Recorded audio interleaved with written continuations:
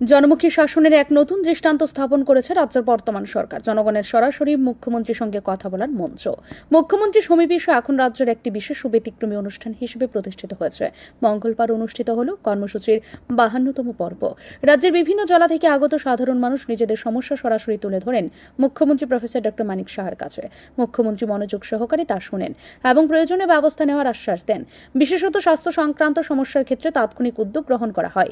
একাধিক নাগরিকদের হাতে এদিন আয়ুষ্মান ভারত কার্ড তুলে দেওয়া হয়। পাশাপাশি জিবি হাসপাতালে নানা সমস্যা দ্রুত সমাধান নিশ্চিত করতে স্বাস্থ্য সচিবকে কঠোর নির্দেশ দেন মুখ্যমন্ত্রী। 2018 সালে বর্তমান সরকার ক্ষমতায় আসার পর থেকে শুরু হয়েছিল এই উদ্যোগ। সাধারণ মানুষের বক্তব্য শোনার জন্য সরকারিভাবে এমন মঞ্চ পূর্বে দেখা যায়নি। কিছু সময় বন্ধ থাকার পর ফের নতুন উদ্যমে শুরু হয় এই কর্মসূচি। আজ পর্যন্ত 52 সপ্তাহ ধরে নিরবিচ্ছিন্নভাবে চলে আসা এই উদ্যোগে নাগরিকদের উৎসাহ অটুট রয়েছে। অতীতে রাজ্যের নাগরিকদের সমস্যা জানাতে সরাসরি মুখ্যমন্ত্রীর কাছে যাওয়ার মতো কোনো সরকারি ব্যবস্থা ছিল না। তাই এই পদক্ষেপকে রাজনৈতিক ও সামাজিক মহলে সরকারের স্বচ্ছতা ও জনদরদী ভাবমূর্তির প্রতীক বলে মনে করা হচ্ছে। উল্লেখযোগ্যভাবে অনুষ্ঠানের শুরু থেকে স্বাস্থ্য খাতের সমস্যা ছিল সাধারণ মানুষের অভিযোগ মূলে কেন্দ্রবিন্দু।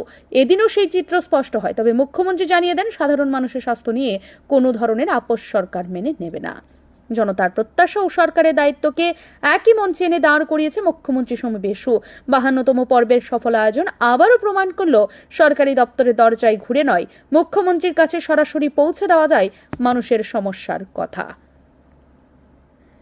ব্যুরো রিপোর্ট, ঋদ্ধি নেটওয়ার্ক।